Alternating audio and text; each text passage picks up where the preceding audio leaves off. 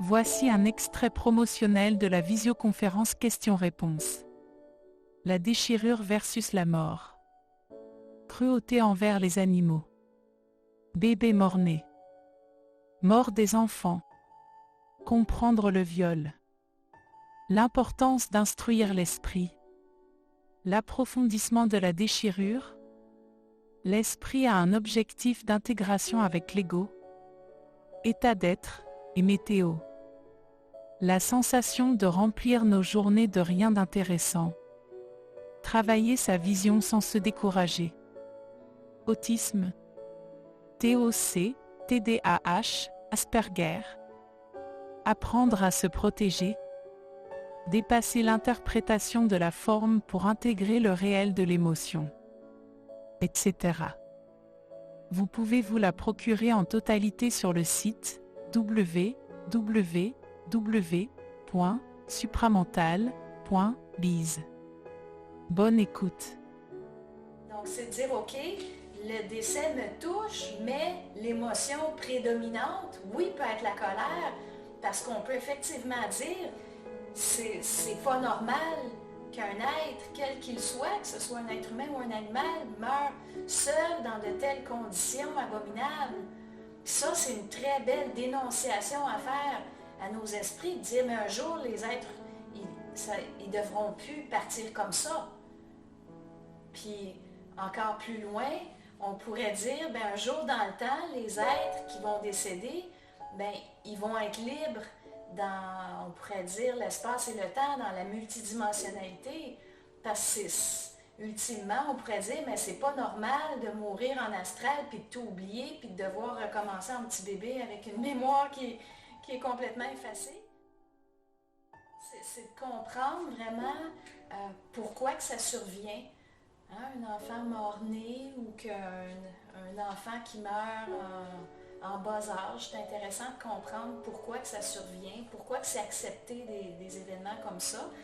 Donc, si on regarde du côté de l'esprit, puis on lui demande, bon, ben, pourquoi vous permettez ça, ben, la réponse est assez simple. Ils disent, ben, il y a des êtres qui ont tout simplement besoin de goûter à l'amour de la maman dans le ventre, puis ils n'ont pas besoin de plus que ça, sont venus pour ça spécifiquement, puis après ça, ils retournent donc à ce qu'ils faisaient là, dans le monde astral.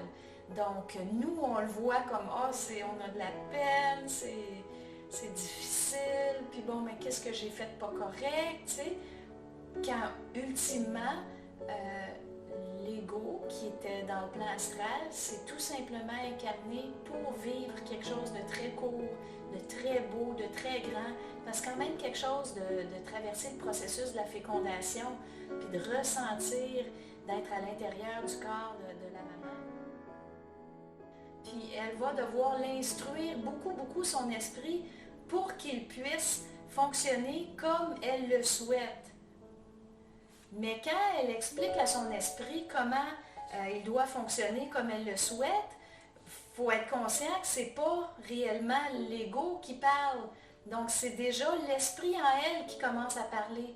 Donc son esprit commence à vivre la fusion avec l'ego. Puis là, la partie de l'esprit qui est fusionnée à l'ego commence à communiquer avec la partie de l'esprit qui est sur le plan surmental. Puis c'est important que ce processus-là se fasse.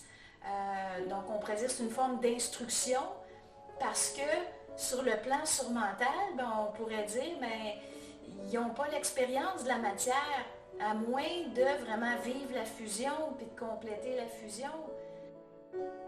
Que ce soit un cas de rupture, un décès, peu importe, l'esprit génère ça pour que nous, on puisse rentrer dans une sensibilité élargie, pour qu'on puisse se savoir davantage, parce que plus on est sensible, plus on se sait. Puis on va vraiment toucher à des vibrations merveilleuses quand on apprend à se savoir. Puis on va aller vraiment harmoniser qui on est sur les différents plans de notre être de plus en plus, parce qu'on va comprendre la dynamique, on va comprendre pourquoi notre esprit a toujours travaillé comme il l'a fait avec nous.